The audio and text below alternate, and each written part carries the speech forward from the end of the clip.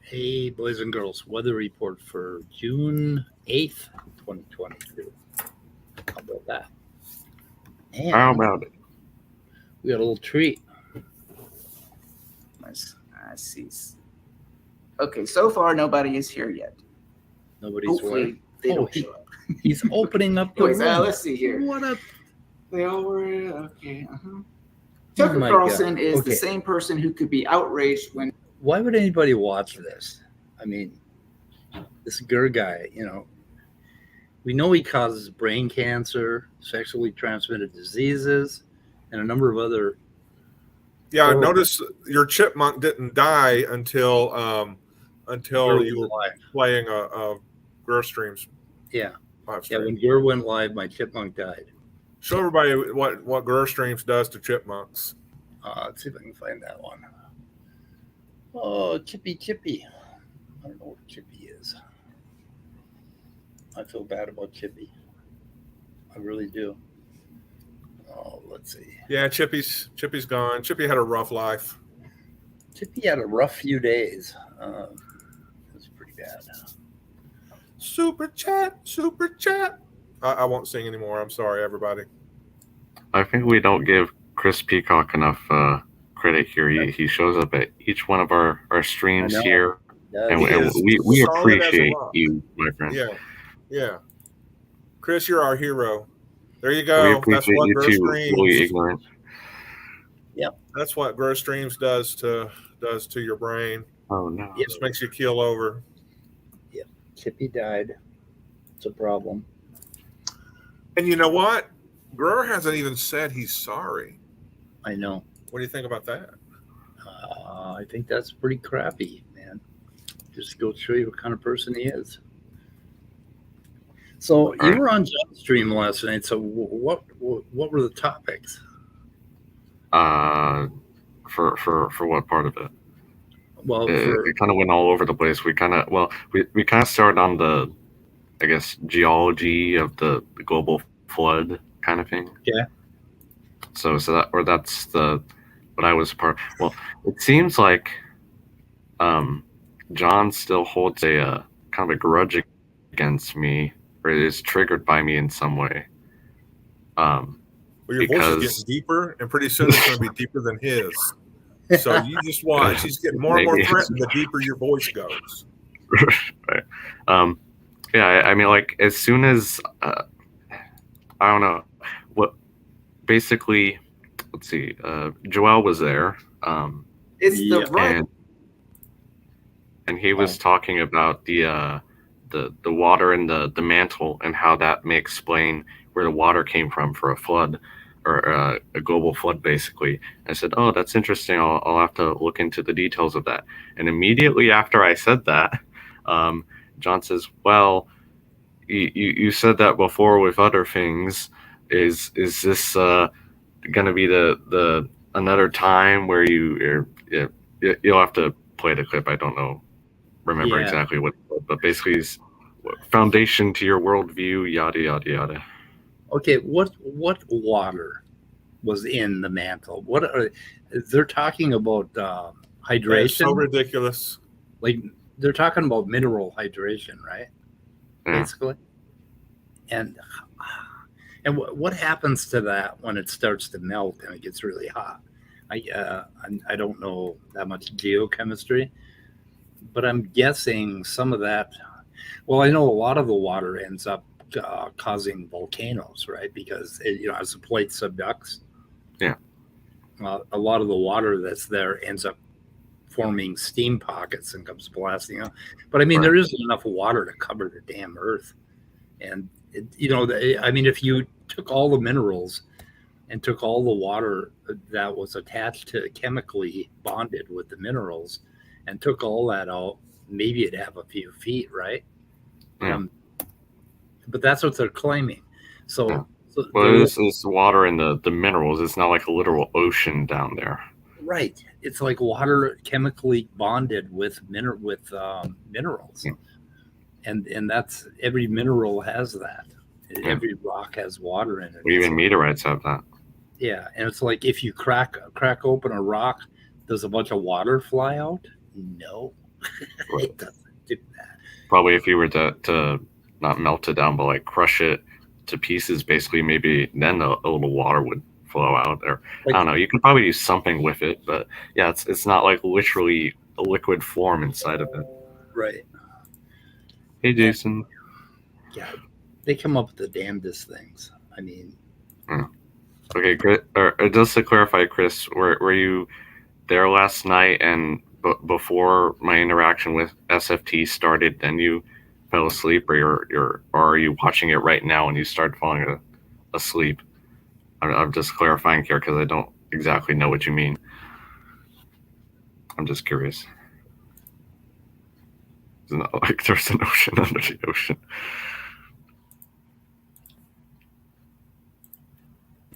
Did Jason get a link, Speed? I did send Jason a link, I think. Well, come on in, Jason. Hey, I'm gonna be putting some links in the private chat. Okay. I don't know if anybody. Okay, Chris. Thanks. Sorry, go ahead. That's okay. If anybody has encountered a channel called History Valley with what's his name? Jacob Berman, I think his name is. He interviews a lot of biblical scholars, kind of like Myth Vision and Gnostic Informant do. But up to this time, I hadn't seen much of him. But I ran across a couple of interviews he did with some scholars that were just first class. So if you have any kind of interest in gospel studies, one of those videos I would recommend, and hopefully Speed will get that in the description, is Did the Greco-Roman Elite Class Write the Gospels?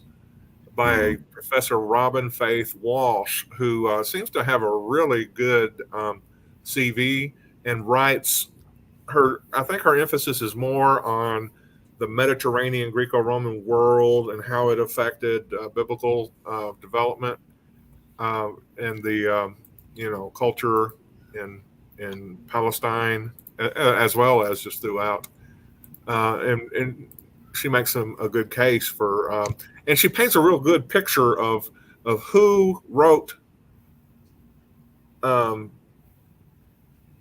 works like that, in Greek during that day, and where they came from, and what it indicated about the social structure of the first century church.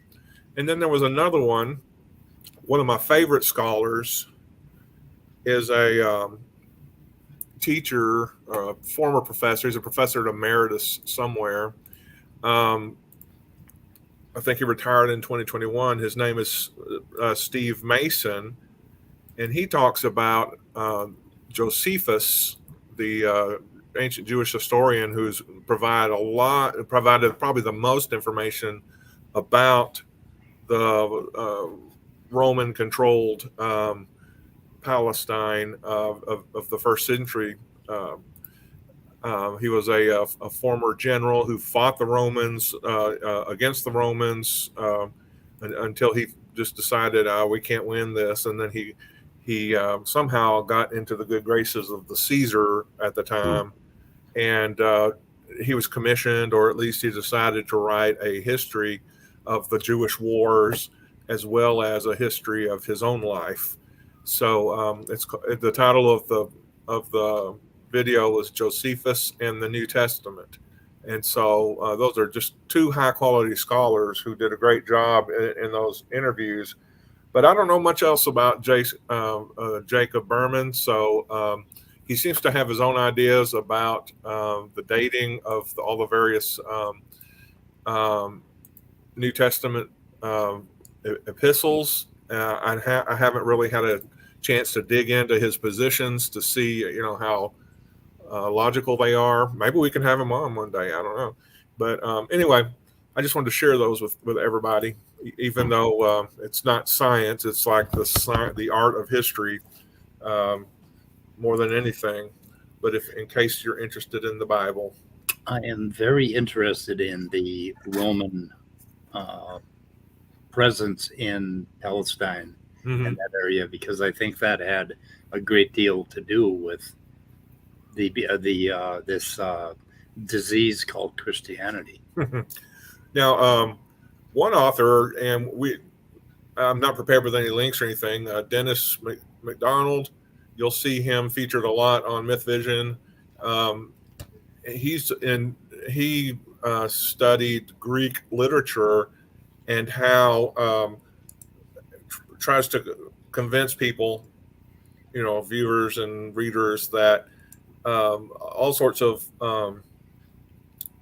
I call them tropes, patterns of literature, formats that that were the thing that kind of justified a particular type of story.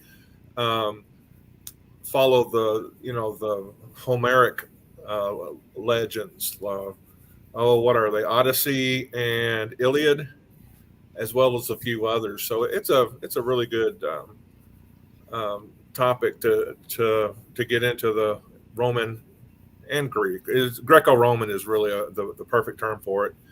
Influences on first century Christianity, because that's really kind of the egg that everybody's trying to crack open, is what happened on the ground in Jerusalem and those parts thereabout. It's really good. Cool. I'm done. Yeah. I'm tired. That's all I got to say about that.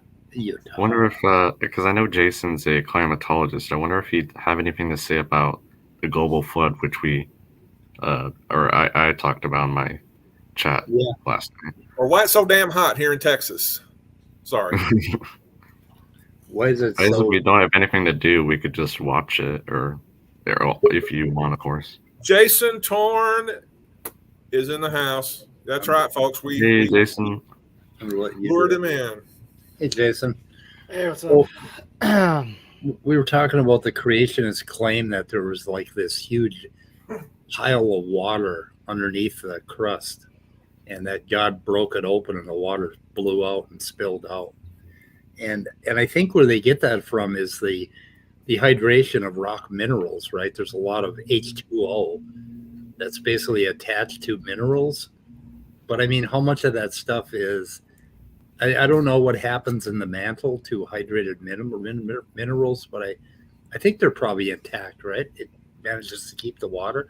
So somewhere along the line, somebody probably calculated how much water is in the mantle and came up with this enormous number, right? Because it would be a lot. Because if you calculated how much anything is in the mantle, it's going to be a big number. And then they came up with this idea that water was floating. So it was an ocean under an ocean, is what they think was going on. And how the hell would that even work? I mean, could a planet do that? I don't think so. I mean, I don't understand the geochemistry in the sense of like how that would work. Like, so they're saying that there's H2O locked in rocks.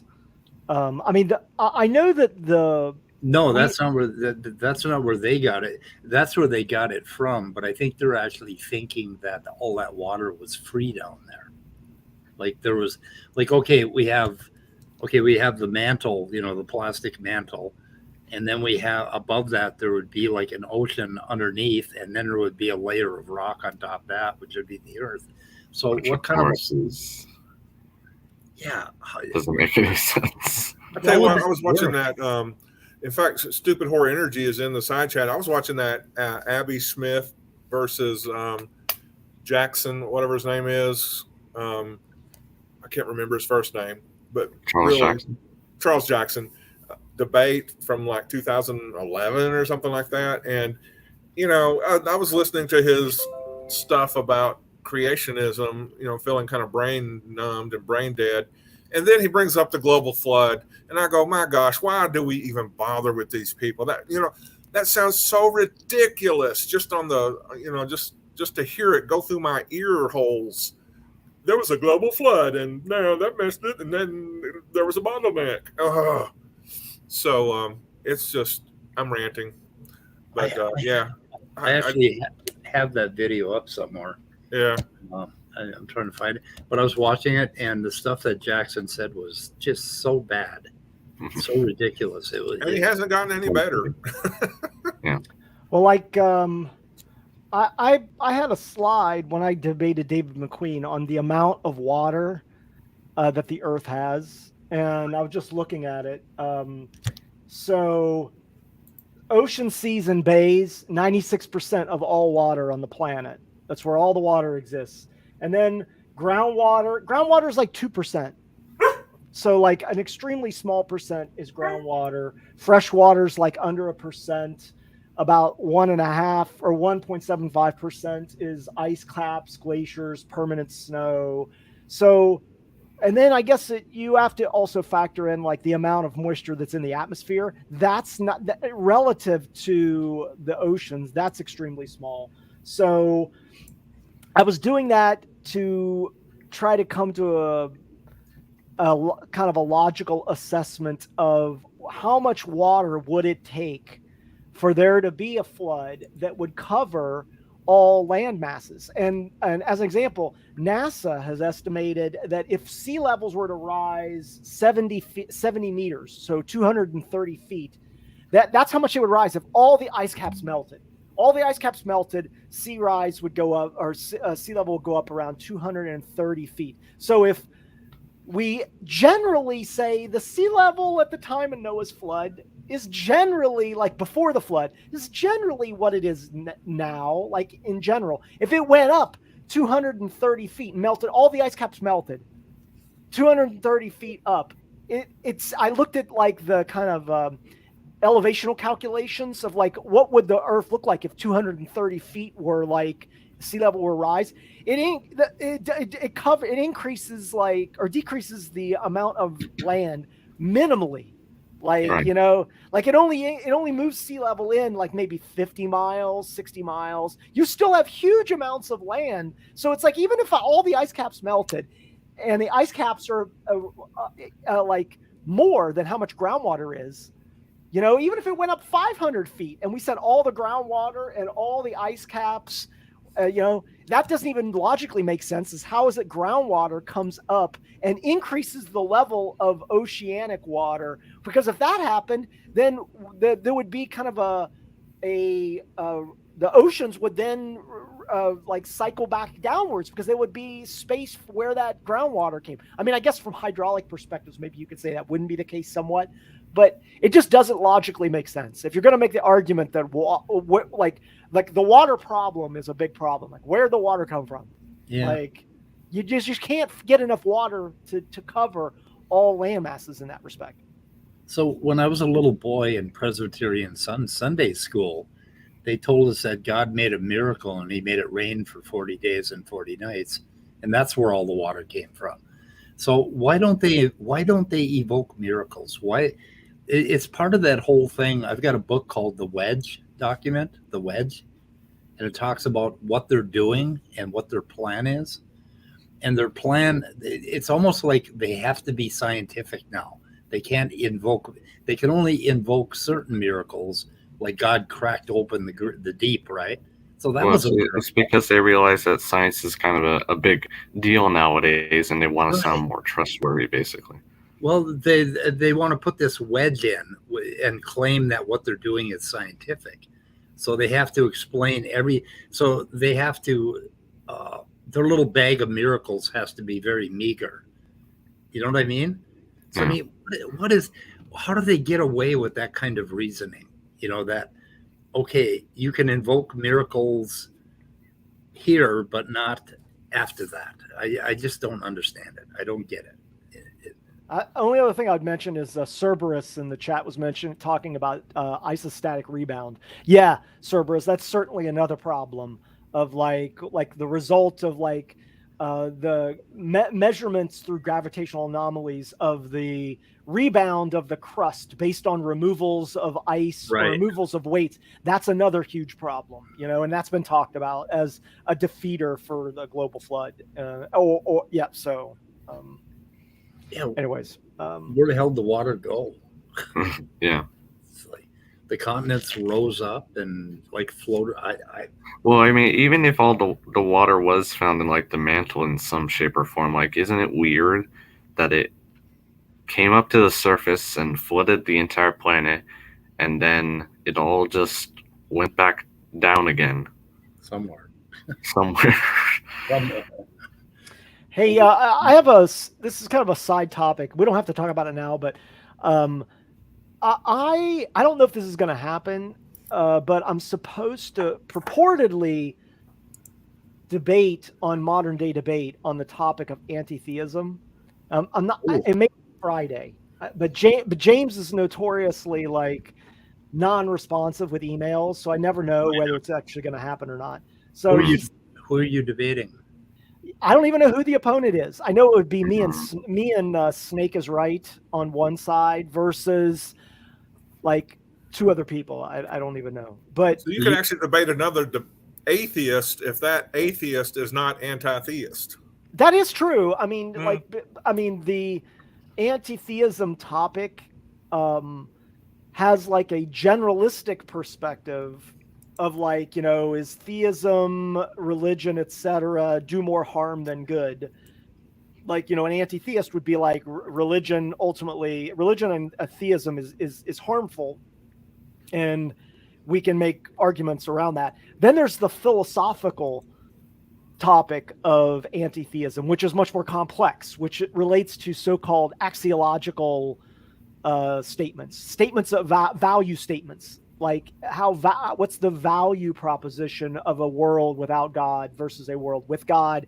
And there are a bunch of philosophers that have debated back and forth on these topics and have differing arguments. So I don't know, if it's a deep philosophical exploration of anti-theism, but as an example, you were saying, Scott, you could be a pro-theist atheist. You could be an atheist who believes that religion and God actually has a beneficial value. You could be a anti-theist theist.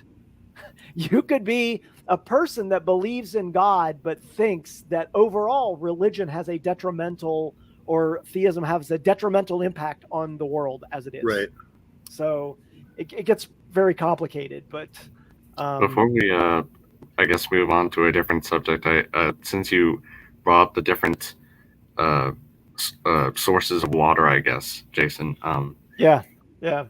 I guess the question, and this might be kind of a silly question now that I think about it, but I've kind of been wondering, do you happen to know why there tends to be more why there is more marine seawater basically than freshwater put together?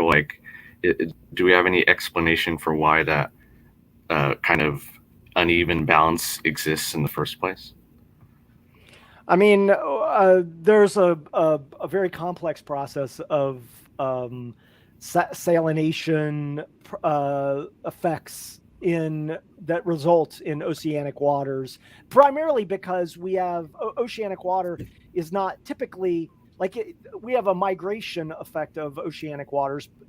There's deep water currents that are moving oceanic water around.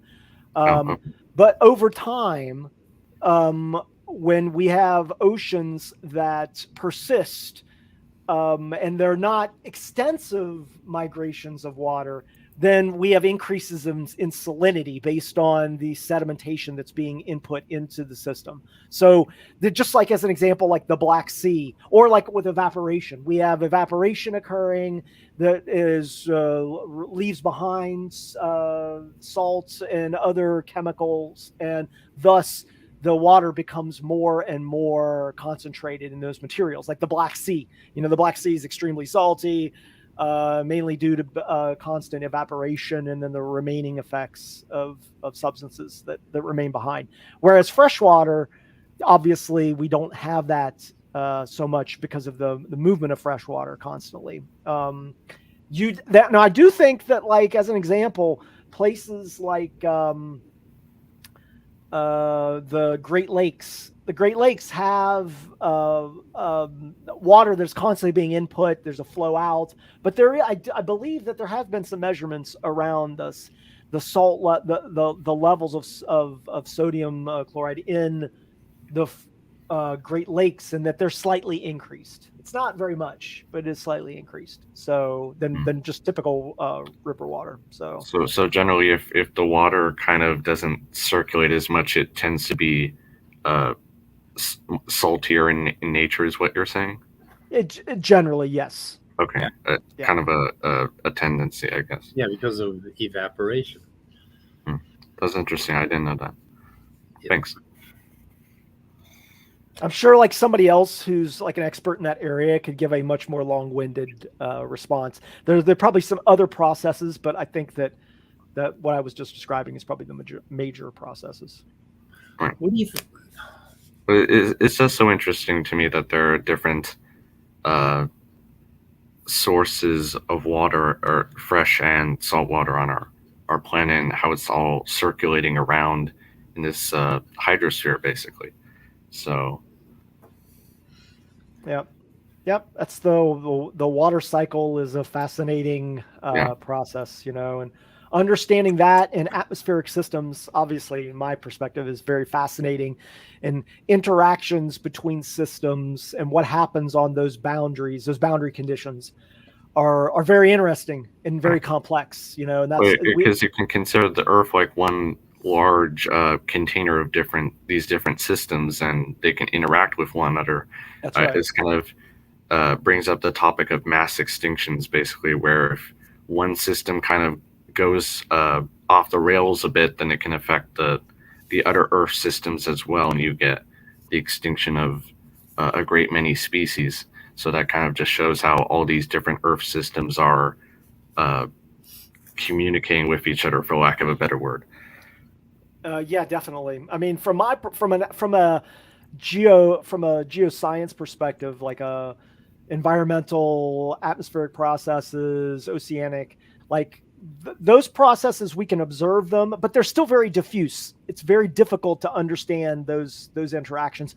I can only imagine from a biological perspective how complex that is and how diffuse it is and difficult to trace down, which hints at why folks like creationists or people who refute evolution or people who do not agree with those topics, that they are like, I can't see it, therefore it must not be happening, or right. I don't see any evidence for it, therefore it's not true.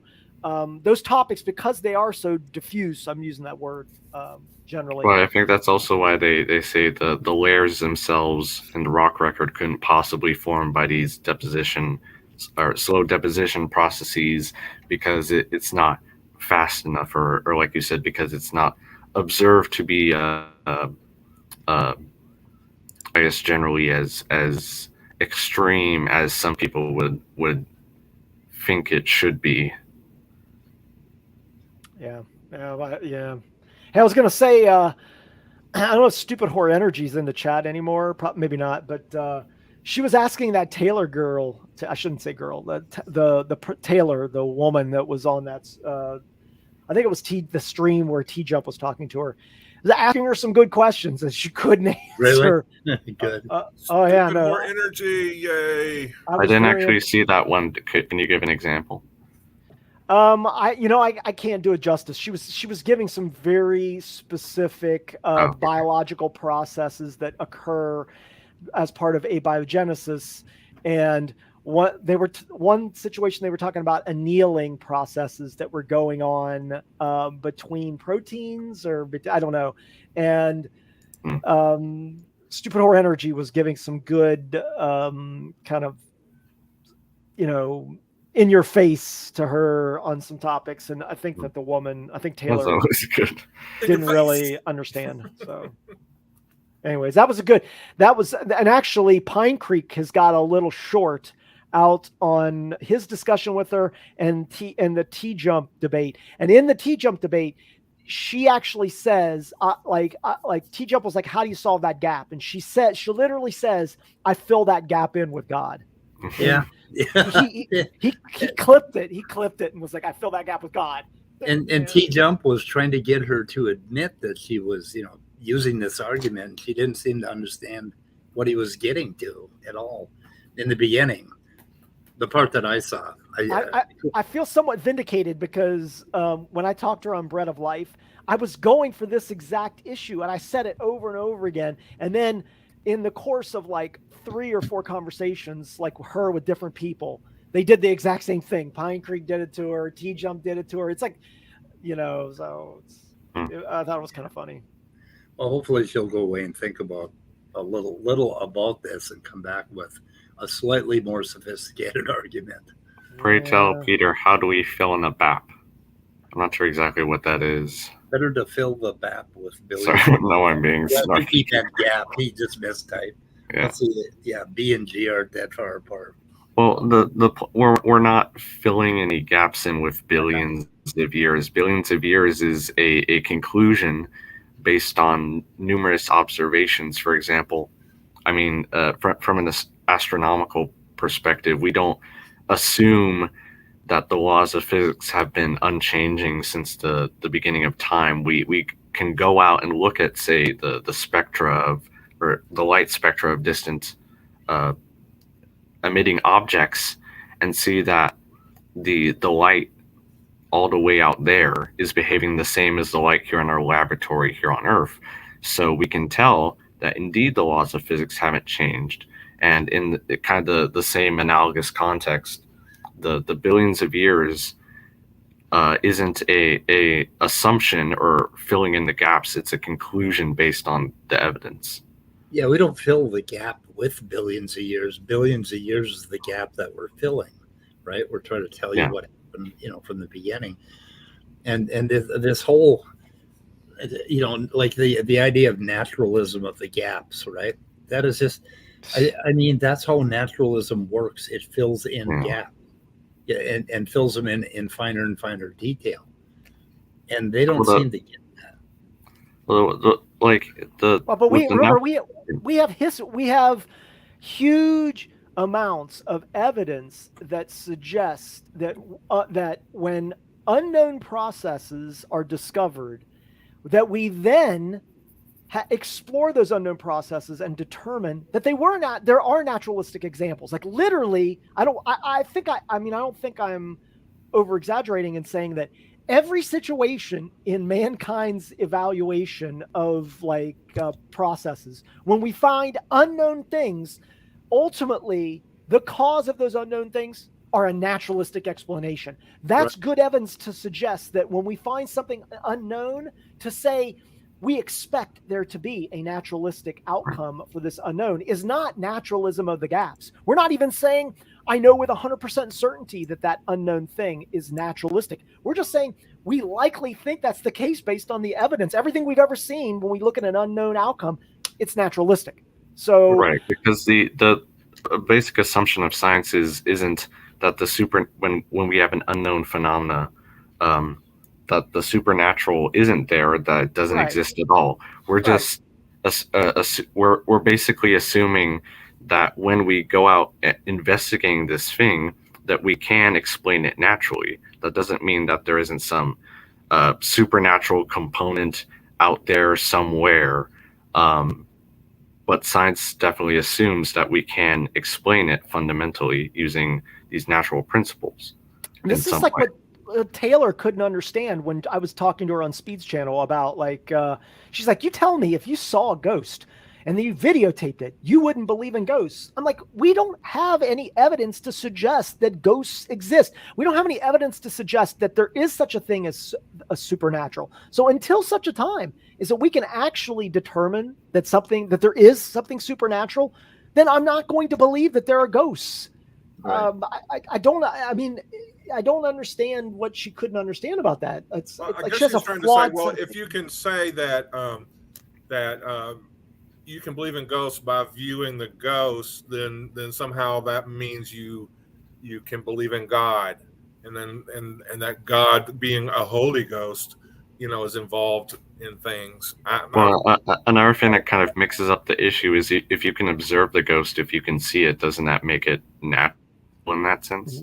Yeah, that's true. So, yeah, we talked kind of like that. Where do you kind of divide the line there? And this is kind of why I think the whole natural supernatural thing, in my opinion, is kind of beside the point. I think it's easier to say, okay, can we test this or can we not empirically?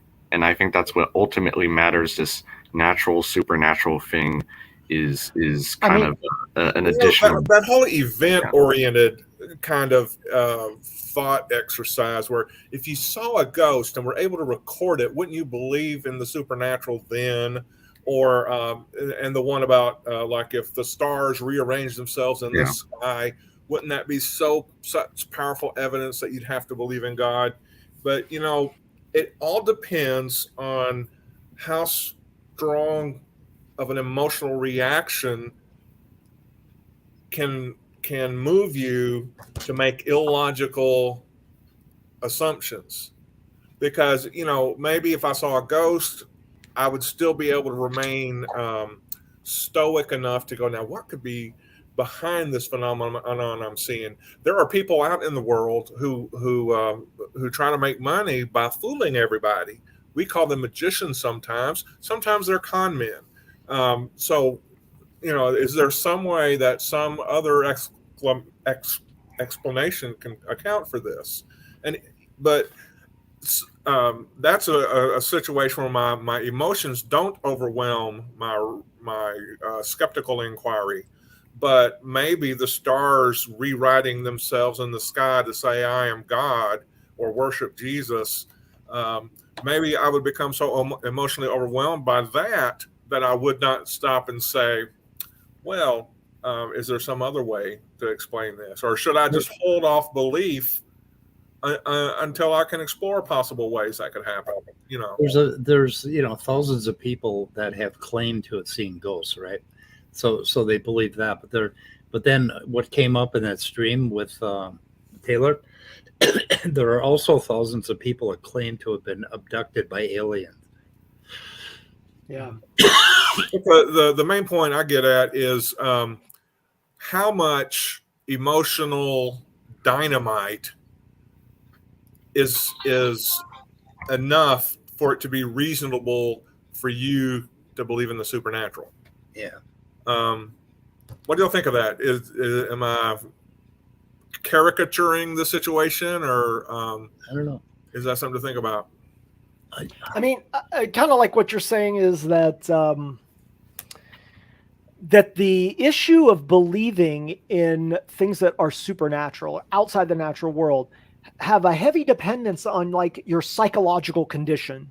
Yeah. That like if I'm like I have just been diagnosed with a terminal disease and I have like a year to live, then your psychological conditioning is completely different. You're facing death, and so under those situations, you may, I don't want to say act irrationally, but your making decisions aren't necessarily based on rationality, because you're under this tremendous amount of stress based on what's actually happening.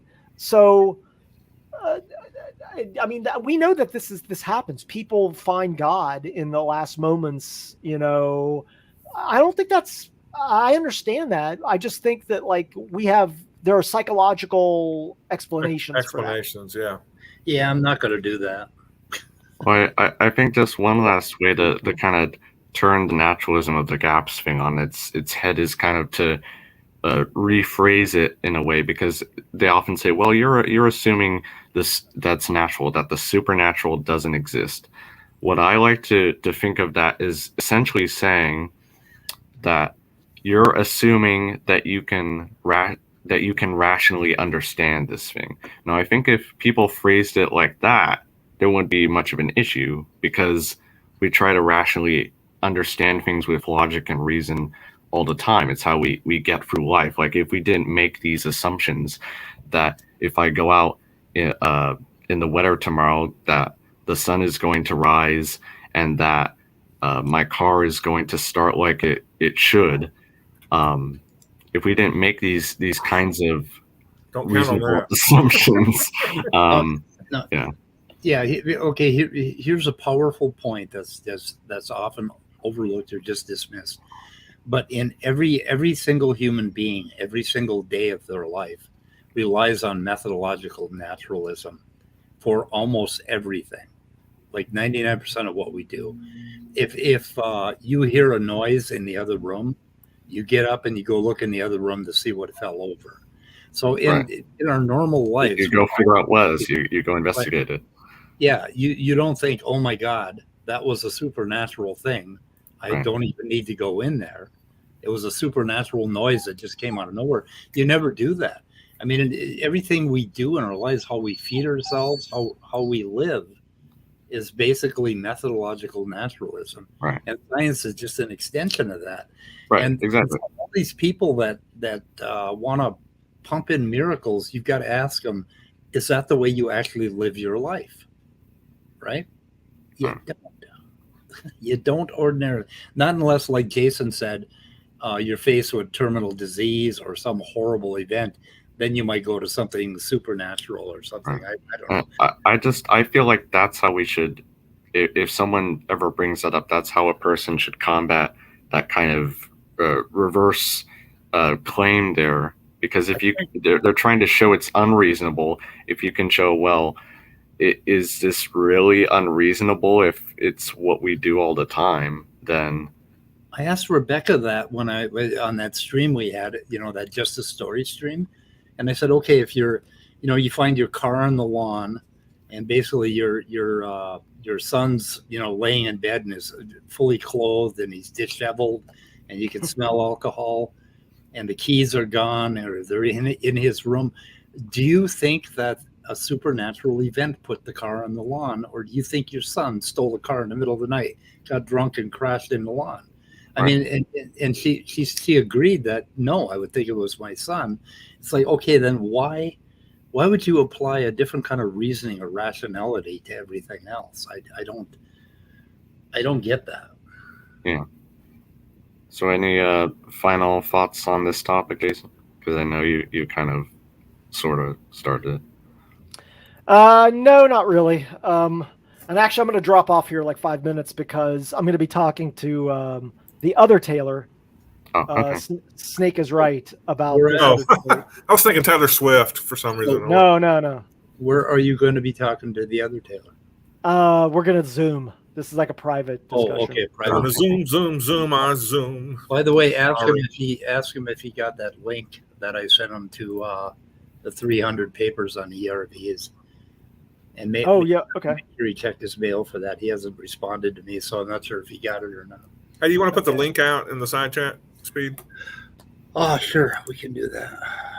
Or you could do that. I'm doing it. I'm just asking if you want to. Oh yeah. Okay, that'll be fine. Well, thanks for joining us today, Jason, talking about these subjects. Yeah, it was fun, man. It was fun. Yeah, sorry I didn't talk longer. I just thought okay. I'd drop in really quick. So. Okay. Okay, I'll see you guys later. Right. Yep. See you. Oh, my clay is turning out just that color. No matter what I do, it's that color. I don't know. Jason left before I yelled at him. He heard you were coming in. Yeah, of course.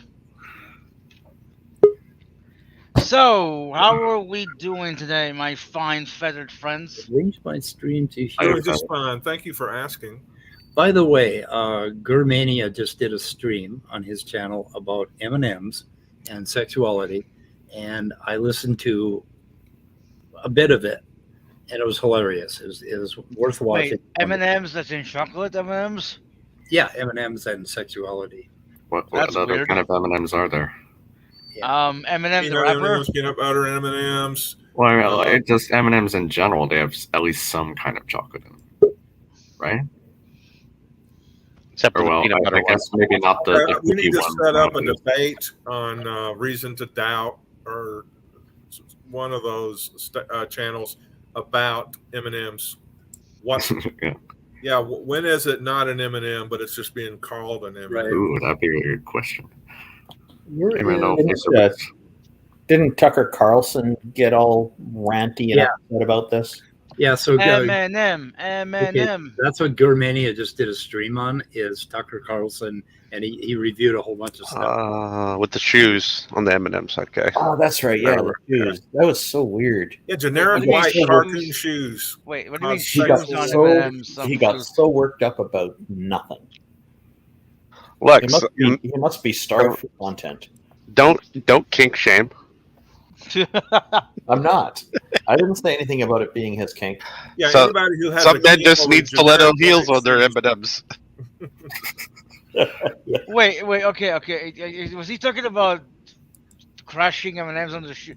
I'm so lost right now. What? He was talking about that one brown M&M with the glasses and the shoes, and do you know what I'm talking about? Why didn't he talk about the green M&M, and why did they made her so sexual? Like, you remember that? I think they were For talking years. about that one too.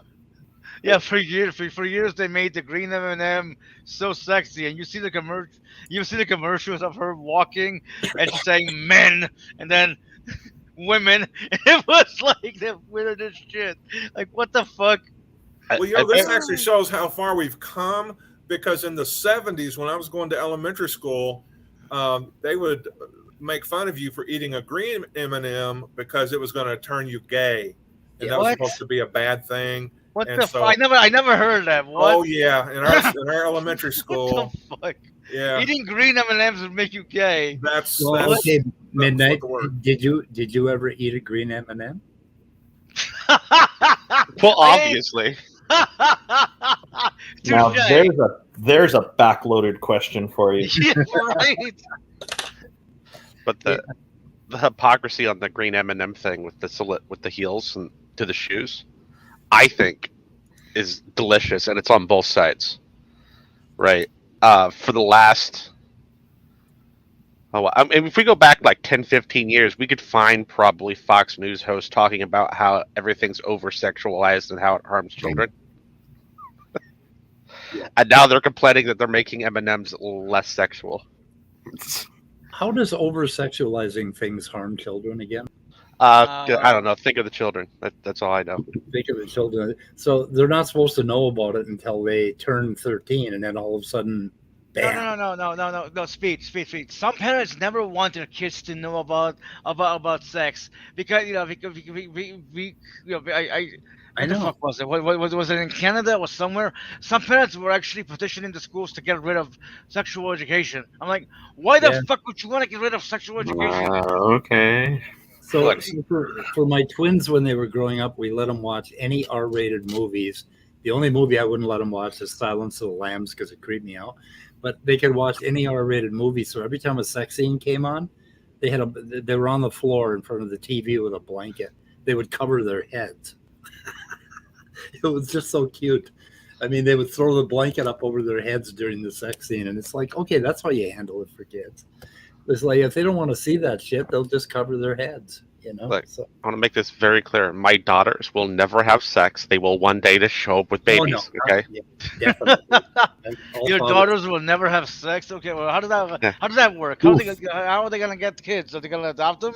Are they going to fucking stake them? They're going to call this Stark. Don't question it. Just don't question it. Yeah, no question. It's going to work out. I promise. It'll work out. Yeah, it'll work out fine. I assure you, they will never have sex. Yes. So, how are you doing, Cerberus? Oh, not too bad. Been real busy. Every time I watch someone talk about something political, it drives me insane. What the fuck? Is this a picture of Gandhi eating a fucking McDonald's? Is that Gandhi? You got it. Looks like it. Yeah. Oh. Cultural jamming. Richard Now, or no, Gandhi- Randolph, you are bizarre. Gandhi fits this conversation because he claimed that he could prove his celibacy by sleeping naked with girls in the nude, naked girls. Yeah. Yeah. And you know, and And did they it were work? underage. It didn't work. Well, do child molesters normally admit when they molest children? Normally not. Whoa! It's up to you to decide That's whether not the you believe same. it. So it's up to you to So- decide whether you believe him. That's not the same thing, for fuck's sake. What the fuck? No, the analogy holds. Okay, so I want to try that experiment. Yeah. Where do I sign up? How for does the fuck? You know what? Never mind. Okay, I'm just not even. Because he's not comparing the elements you're worried about. I wanna So put- kind of changing the subject here a bit. No. Oh no. I I have the matches if you bring the garbage. Okay, shoot. I noticed you posted something related to the global flood in the chat earlier. Do you have anything else you'd like to talk about it? I guess anything on your mind? Wait, Or the just global general fund? thoughts about What? the global flood. Oh, what is Everyone there? knows my there to pronunciation add? sucks. Don't criticize me. I don't know what there is to add. Hey, people obviously, criticize me for my stutter, so I will criticize. Go ahead. Sorry. Hey. obviously, Magic Sky Daddy peed on everyone for 40 days, and that was just okay, I guess. That was a long piss. God damn. Like, Wait, oh like, shit! I destroyed the planet. Oh well. like I mean, there's a bunch of reasons why it couldn't have happened. The way the Right. Bible puts it out, anyway. Well, I think some of the strongest evidence is just from geology, basically.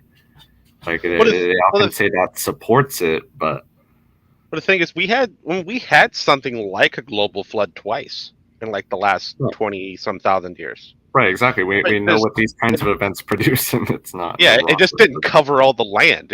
It was just Right. floods on shorelines. Wonder if SFT is still listening. Chick-fil-A. Yeah, I don't know.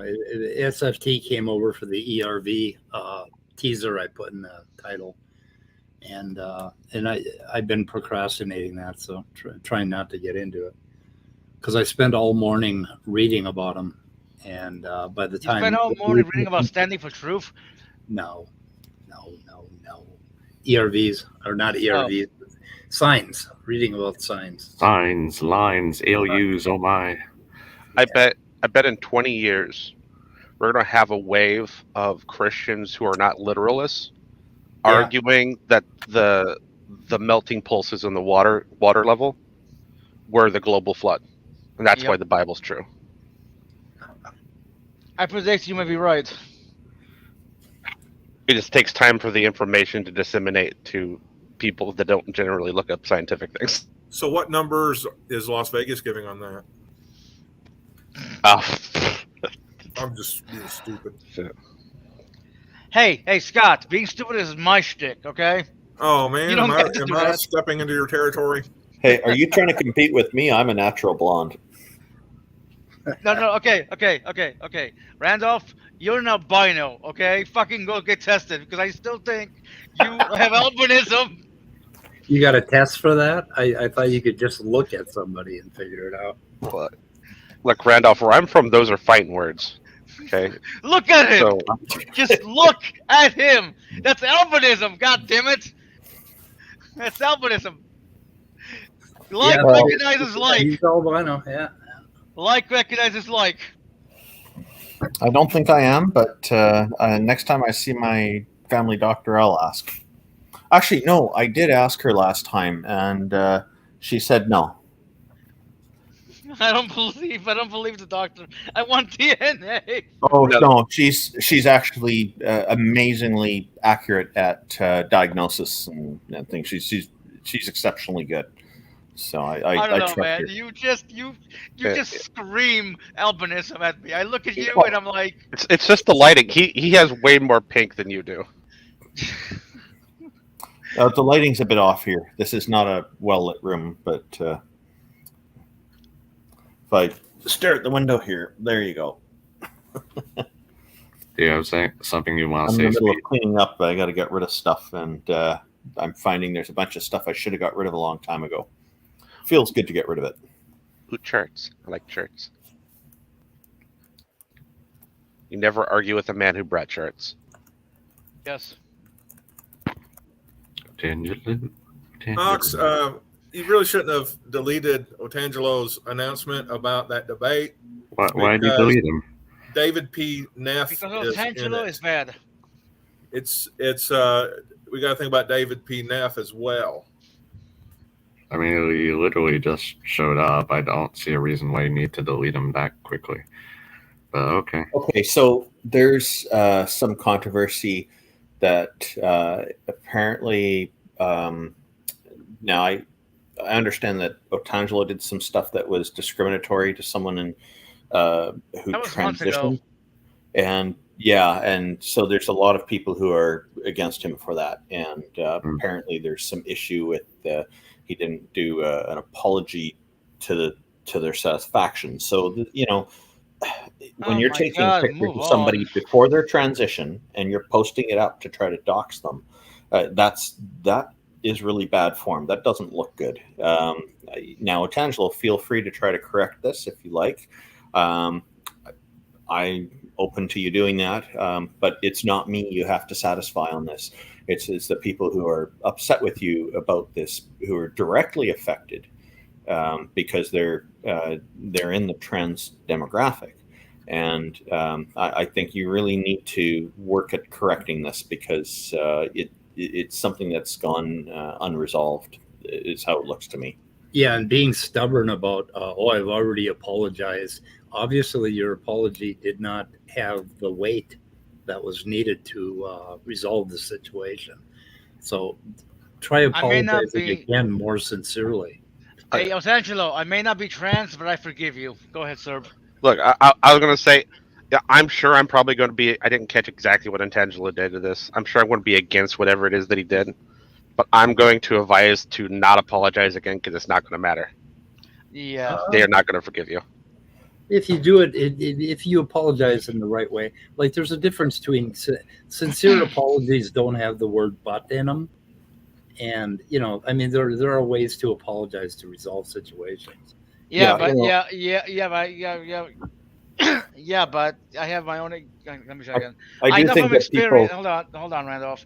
I know from experience that some people will never forgive you, no matter how you word it. You could be the most sincere man, you could be the most sincere person in the world, and they will not forgive you. Sir, feel free to disagree or agree. So this is why I have to leave it up to other people because this doesn't affect me directly. I am concerned about it though, and the dismissiveness I see from Otangelo does concern me. Move on. This is like he wants to sweep it under the rug. People should take. To be fair, I did say move on. Like I get there was this whole thing a few months ago, but it's like and this is the thing is if he doesn't deal with it, it's just going to continue to haunt him. The choice is his. It's all the ball's in his court on it, is my understanding. But again, Otangelo, you need to address that with the people who are complaining about it, because from what I can tell from what I've heard, they have legitimate complaints. Okay, but here's an important thing. Here's an important question I ask: how does the victim feel about this? Because I feel like if the victim is like, yeah, you know what, no big deal, it happened, move on. You know what I mean? I just feel like people are getting offended for the person when the person has moved on at this point. Hey, but you don't even know. You don't even know who it is. I do know who it is. I just forgot her name. Really? Yes, right. She's dating Matt Dillahunty. So, Goddess Midnight Sparkle, it sounds like you know more about this than I do, and so I'll leave it up to other people who know more.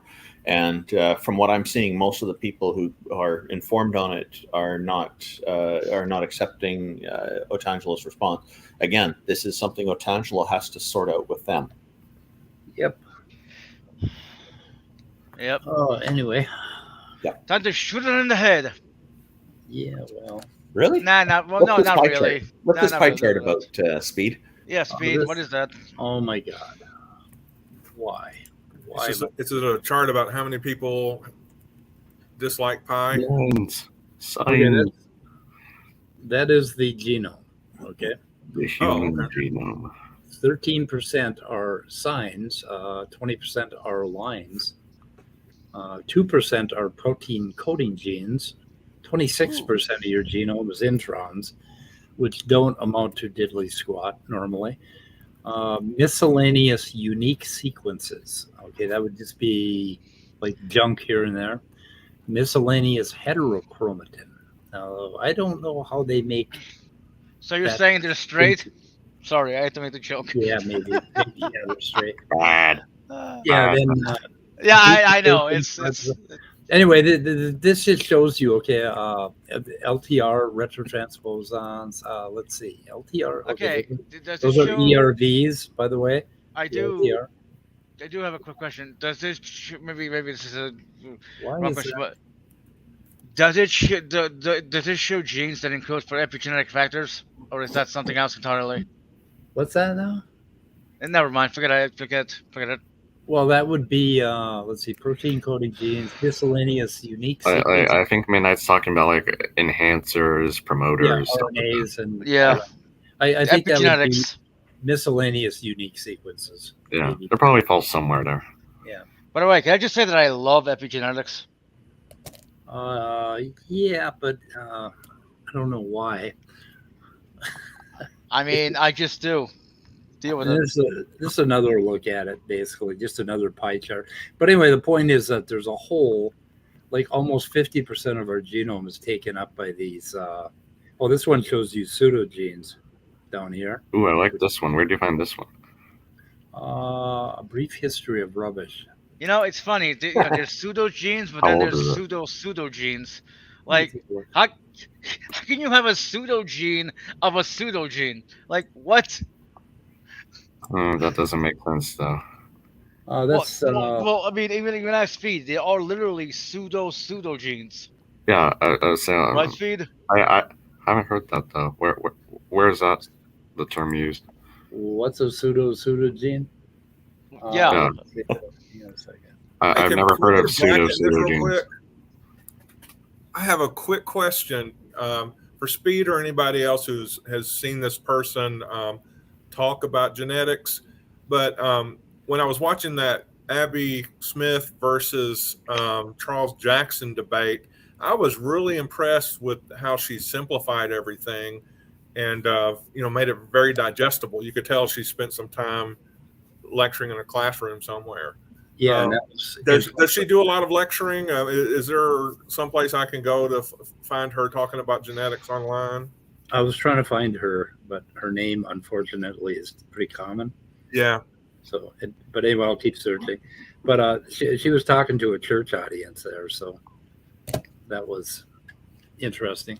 But anyway, Andrew, so 2001, that's from a 2001 estimate. Oh, okay, so it is kind of dated a little bit. Yeah, this is what?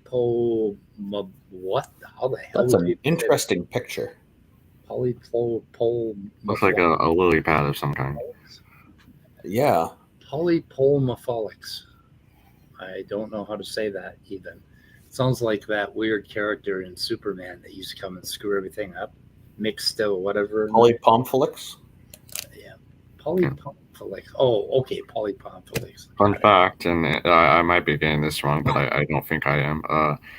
Flowers are just highly modified leaves on the plant. Yes, they are. So that's interesting. And it shows how even very different looking things can just come from pre-existing structures. Oh, somebody should ask Kent Hovind if leaves and flower petals are different kinds. No. So somebody should ask Kent. Somebody should ask Kent Hovind about elephants and pine cones. There you go. If anyone gets that reference. Well, of course, a 5-year-old can tell that a pine cone and whatever the other one was. So I, anyway, 5-year-old. I think most 5-year-olds are more reliable than Kent Hovind. Well, I'm also betting that most 5-year-olds are more reliable than actual biologists. and I don't know what's happening. For some reason, StreamYard is being clipped. I'm trying to get the whole thing to show up here. There was an actual debate with Ken Hovind last night, I think, with Fox Official, I think his name was, or I think his actual name is Noah. And I guess I like some of the arguments he made, but what I kind of disagreed with him on, and I kind of pointed this out to him in the after show I mentioned. Basically, he was talking about homology and how that shows evolution, these similarities. And I was like, creationists aren't going to really buy that because the argument is a bit more, as I've said many times, the actual argument is a wee bit more complicated and deeper than that. And I think if you actually use the actual argument, then creationists don't have these kinds of responses to it. Yep. Of course, I can go into more depth if anyone wants to, but I'm sure I just bore everyone out. Yeah. Hey, Andrew, you're boring me. Everybody's going to fall asleep if we talk about science. So. By the way, I was joking. I was joking, Andrew. Yeah, it happened to include stop signs there, Speed. Stop signs? Oh, boom. Bada boom. Bada boom. Bada bing, bada bing, bada boom, bada bum, bada bing, bada boom. I remember that show. Jack the Antelope or something was his name. Okay, what is it with creationists and plants? Okay, you're saying, oh, you think you came from a strawberry? You came. This guy right here saying, you think you came from a pineapple? Like, what are you talking about? Well, no, Andrew. Maybe What is it with vegans and plants? That's the real question. Yeah, What is maybe they're just budding vegetarians.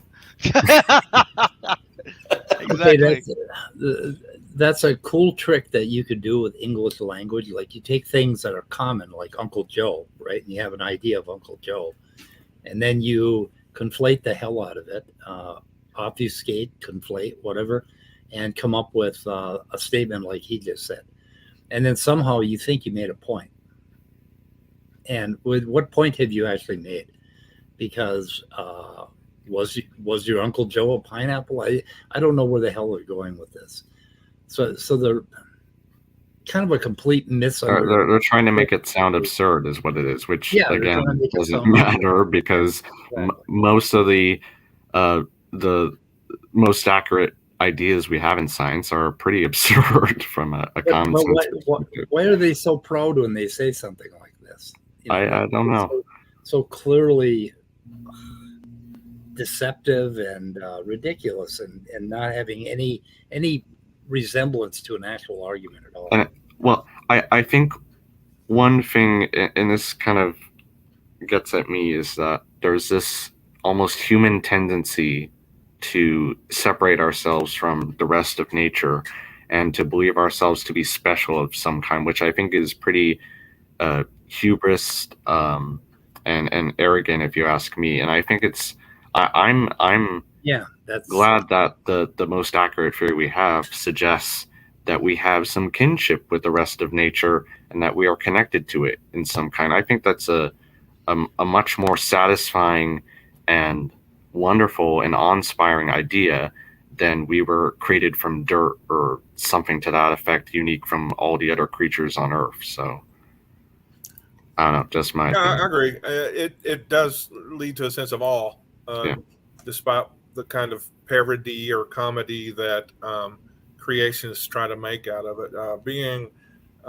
made from one thing, so to speak, seeing a unity and all of that, a oneness with the world around you, that is a pretty good kick. Yeah.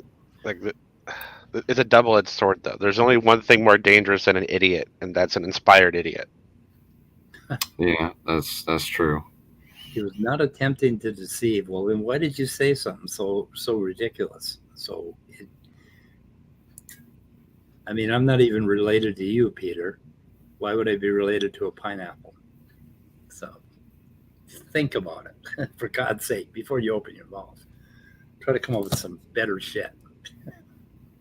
I don't know who Peter is, but anyway, Peter, do better. So what do we want to do? I'm getting shooting head feeling.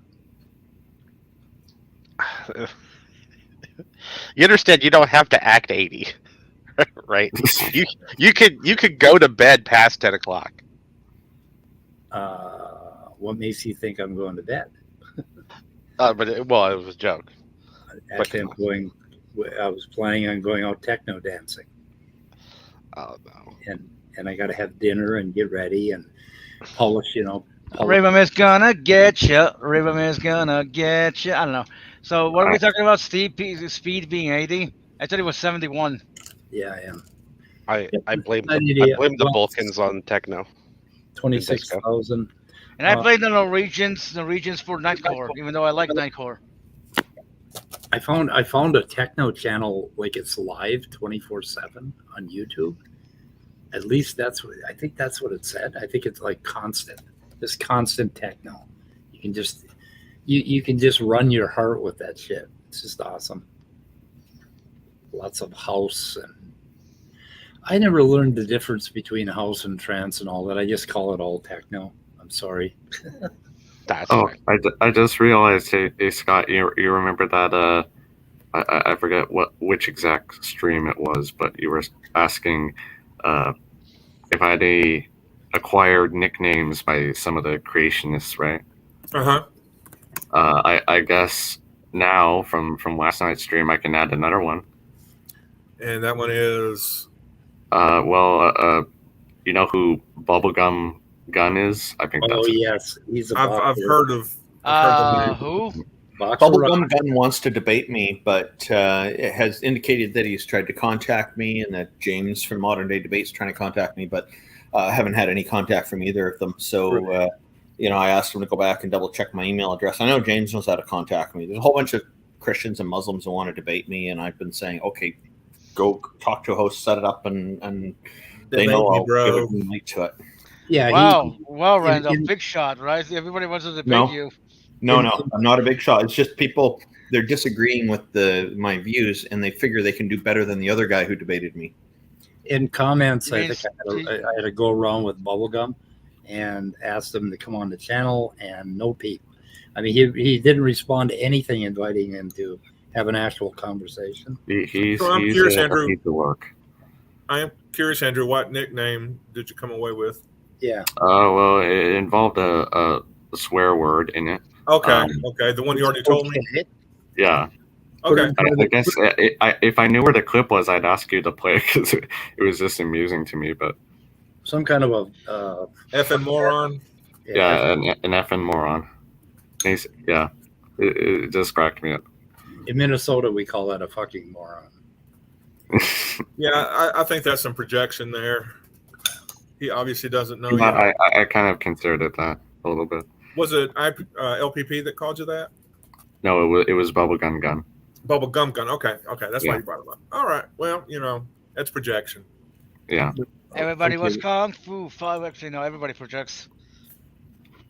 The world's most accurate pie chart. That's pie right. I have eaten.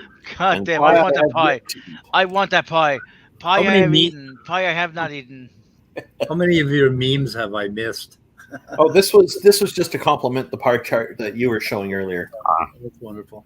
I like it. I know you value accurate statistics. Supplementary data. Now, I have a very important question for you, Randolph. What kind of pie exactly is that? That looks like a lemon meringue pie or something like that. Or a custard pie, maybe? Oh, custard. Yeah, probably it's custard. That makes more sense. Mm-hmm. Now you guys are making me hungry. No. It's pumpkin pie. You could tell. Now shoot her in the head. Why? I'm enjoying some ice cream right now. Ooh. Everyone else like really tasty. Bird and donuts and that's Randolph, that is so damn there. I haven't had a carbohydrate in like 2 weeks. And I sit around and I dream about just bathing in ice cream. And it's like wait, no carbohydrates. You haven't had any bread or anything? I had a little bit of bread. Like I usually like I'll take a sandwich like a Subway, and I'll take half the bread. Subway, eat fresh. Bread. You know, if 3/4 you- of the, well, I get those in a wrap now, so I don't have any bread at all. But like hamburger, I will frequently take the bun off and throw it away. And I've had a little bit of carbohydrates, but not enough to satisfy. Oh my God! I'm telling you, a nice batch of nice soft There you bread. go. Oh That's my a god! burger. That's a What burger. monstrosities! That's how my burger. We call them Mongo burgers, but that's what they look like. Oh my God! Look at that. I'm sorry. That just looks disgusting. That dog is like. That poor dog. Oh, Okay, wait. What are we looking at? That's Let me the see. greatest cup ever. Oh, That my is. God. That's the best mug. That's cool. No, it Where isn't. do I get that? Wait, hold on. Would you mind switching back to the dog thing? I was looking. Seems like Oh, I went let for me- that much oh, yeah, coffee sure. though. There you go. Yeah. Oh my God. Oh, Oh, Pete. that's I want He that did- dog. yeah, right. I don't know why you guys hate this dog so much. That's just torture. Now this is an Yeah, awesome I idea like for this an escalator. What the That's fuck? pretty cool. Yeah, yeah. I do like that. Yeah. You know, I'm shocked at that I actually once fell off an escalator in 1998. really. Cool Yeah, story, going bro. up. Yeah, going up. You fell up an escalator. No. I felt I was going up. Never mind. And you Okay, fuck- if we're Sorry. gonna be stupid on purpose, I'll talk about the time I tripped on my hand. I wasn't stupid on purpose. It just slipped. What the fuck? You know what I mean? I don't know, but and ever since then I've been afraid of escalators. Uh, I like that one too, Randall. Oh, this one's from South Park. You know what this is called? Powdered donut pancake surprise. Our Eric Cartman's mom makes it for him all the time. Wow. That's what I need. I need pancakes. You just pour syrup on powdered donuts. On Where are you- pancakes. Yeah, why are there's you butter. doing- There's why butter are you there too. doing this to me, Brad? And I'm sure that's not the non-fat kind. God damn it! That's a lot That's of important, butter. you know. But you're saying Okay, about you know falling what? down And an now, escalator. and now I want pancakes. Thanks, Randolph. But you said Yeah. something about falling down an escalator. And I remember a South Park episode where Saddam Hussein met Chris and Satan in hell. And apparently Chris said the way he died is he fell down an escalator. So I'm glad that you're still around and here with us and you did not Wait, die. are you confusing Family Guy with South Park? Because I don't remember a guy. No, this happened in South Park. Yeah, Yeah, but I so- don't remember a character named Chris in South Park. Well, he's not a regular character. He was just in that episode. He was a Ah. 90s guy. He's sensitive. Well, I mean, I am a Saddam 90s Hussein guy did as not well. like him. Saddam Hussein, and then they tried to kill him, and then he came back and said, I thought I killed you. And he said, where am I going to go? Detroit?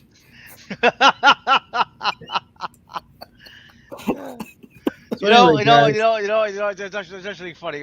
What happens to you if you die in hell, or is your body just immortal, but You you know, go but you to suffer, I'm right back. you suffer for all Hell eternity. Squared. So, boys and girls, I had a whole thing prepared here to talk about lines and signs, but I'm not doing it now. Why? Sorry, I failed to speed. Oh, because we talked about falling down escalators, right?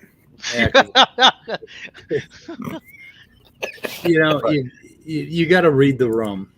I'm reading the room, so anyway. Like I got topics. Like I'm full of topics. I just don't know if they're appropriate for on here. They're not. Right. Oh, Servers, they're not. Yeah, they're all very contentious. Yep, they're not appropriate. Okay, thank you. Oh yeah. So Professor Dave did a thing on gender and sex, and it's probably Two worth of my favorite topics in the world.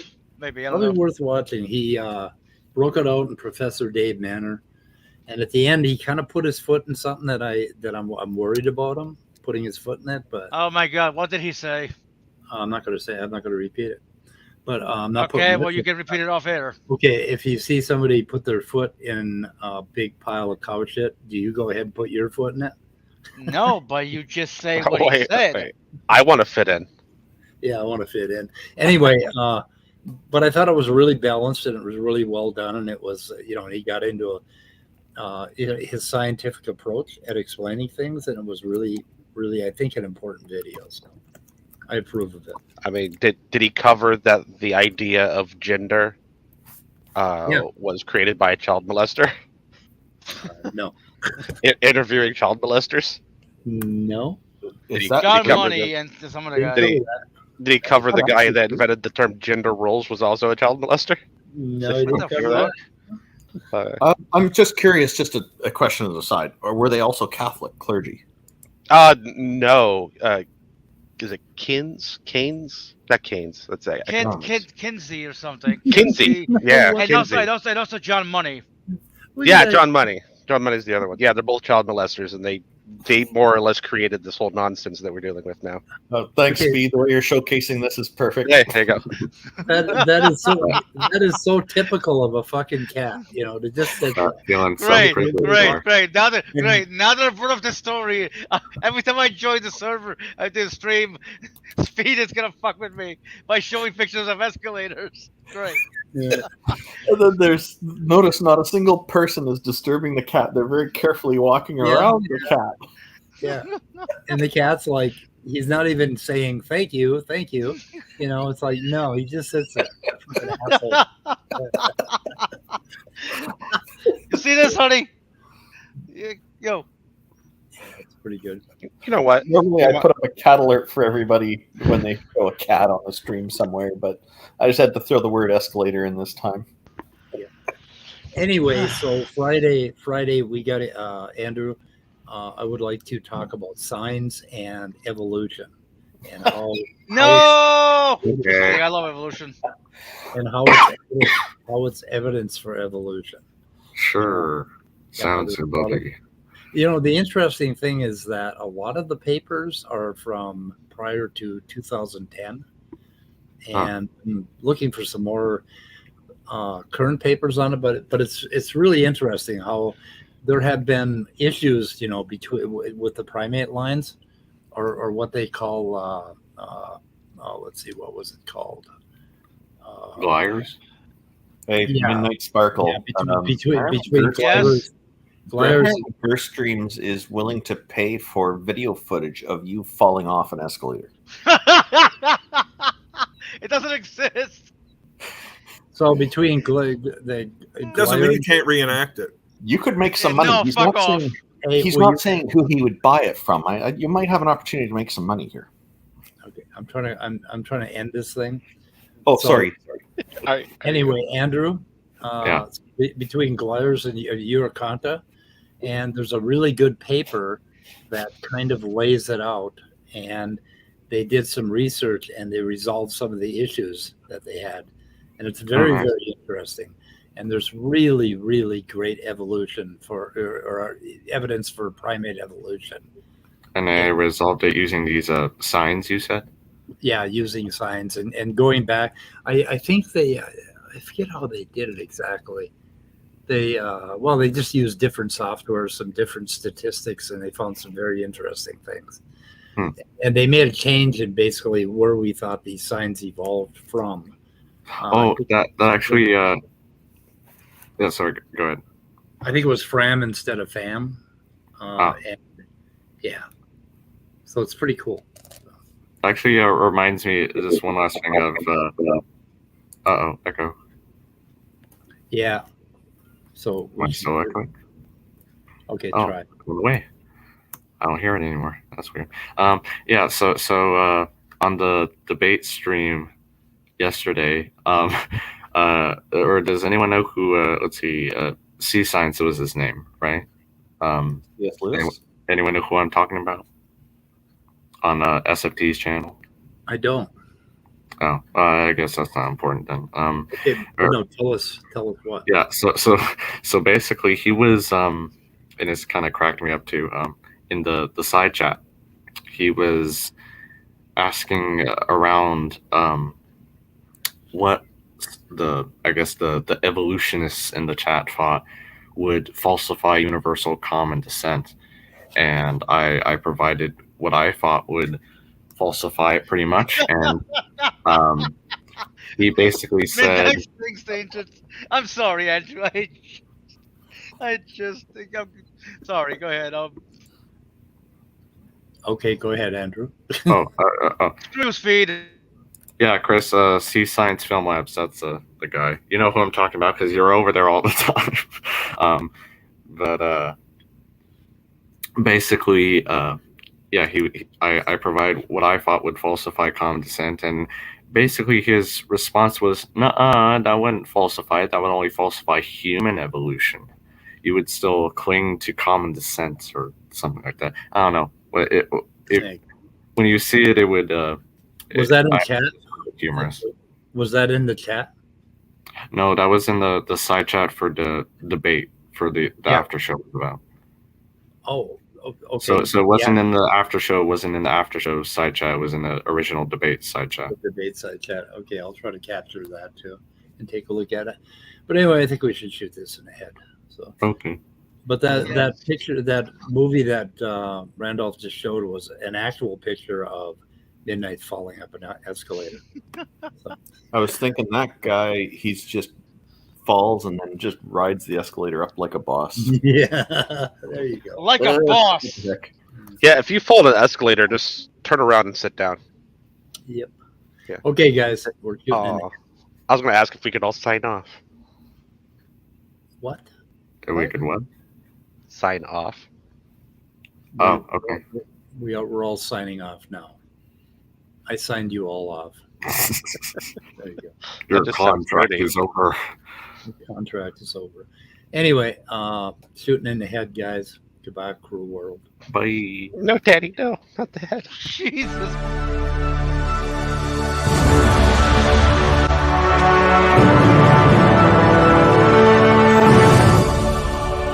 Cat alert! Cat alert! Cat alert! Cat alert! Penis.